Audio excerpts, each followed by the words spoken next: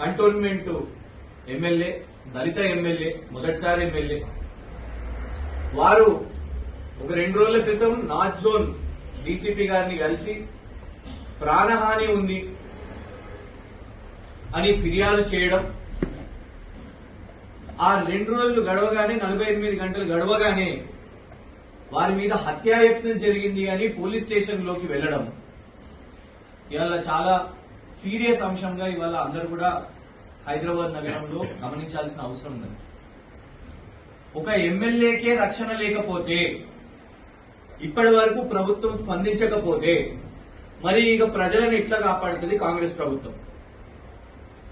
MLA పోయి ఒక constable కి తన బాధ చెప్పుకుంటున్నాడు, పోలీస్ స్టేషన్ పోయి కానిస్టేబుల్ కి చెప్పుకుంటున్నాడు, 50 మంది నా మీద దాడి చేయడానికి వచ్చిండ్రు, మా గన్లను కూడా గుంజుకునే ప్రయత్నం చేసిండ్రు.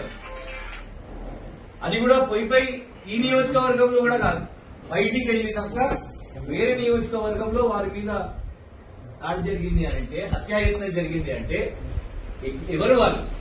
ఈ నియోజకవర్గం నుంచి కంటోన్మెంట్ నుంచి అక్కడ దాకా పోయినరా, లేకుంటే అక్కడోళ్ళా, ఎక్కడోళ్ళు, ఎవరు వాళ్ళు? ఎమ్మెల్యే గారికి ఇవన్నీ తెలుసా? తెలిసినోళ్ళా, తెలియనోళ్ళా? నిన్ననేమో దుండగులని చెప్తారు, ఇవాళనేమో నన్ను చంపే ప్రయత్నం చేస్తున్నారు, మాట్లాడుతున్నారు. మీ మీడియా వాళ్ళందరికీ కూడా తెలుసు, వారికి మంత్రి గారికి అండ కూడా ఉన్నది. ఇవాళ మీడియాలో స్టేట్మెంట్ ఎమ్మెల్యే గారు నన్ను చంపడానికి ప్రయత్నం చేస్తున్నారు, మంత్రులను చూసుకొని చేస్తున్నారు అంటే ఏ మంత్రి? కేవలం వ్యక్తుల మీదే కాదు, మంత్రుల మీద కూడా ఇవాళ ఆరోపణ చేసినట్టే కదా. అందరికి తెలుసు, వీరు మొదటిసారి ఎమ్మెల్యే, ఉప ఎన్నికలో పొంగులేటి శ్రీనివాసరెడ్డి గారు సపోర్ట్ చేస్తే, ఫైనాన్షియల్ సపోర్ట్ చేస్తే ఎన్నికల్లో గెలిచారు.